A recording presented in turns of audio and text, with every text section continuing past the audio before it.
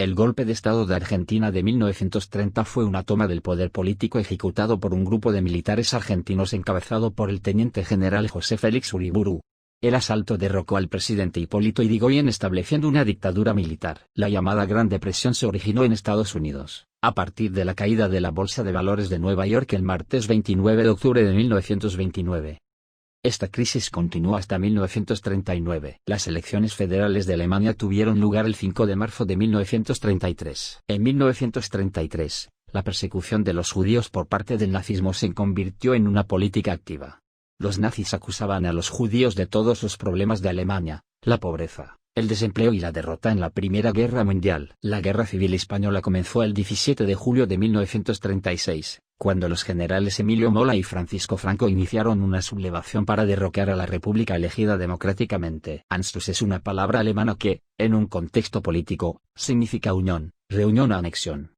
Fue usada para referirse a la fusión de Austria y la Alemania nazi en una sola nación, el 12 de marzo de 1938. Después del Anschluss de Alemania nazi y Austria en marzo de 1938, el siguiente objetivo del líder nazi Adolf Hitler era la anexión de Checoslovaquia.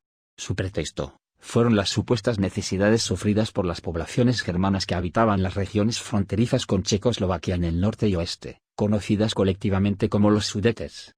La incorporación de los territorios limítrofes checoslovacos a la Alemania nazi dejaría al resto del país incapaz de resistir a la posterior ocupación, poniendo fin a casi 3 años de conflicto. La guerra civil entre el bando republicano y el bando sublevado, formado por la Falange Española y otros grupos conservadores, acabó el 1 de abril de 1939 con la victoria del bando nacional con el general Francisco Franco a la cabeza. Fue el período de la historia contemporánea de España correspondiente con el ejercicio por el general Francisco Franco de la jefatura del Estado y con el desarrollo del franquismo, esto es, desde el fin de la Guerra Civil en 1939 hasta su muerte y sucesión en 1975. Fue un conflicto militar global que se desarrolló entre 1939 y 1945.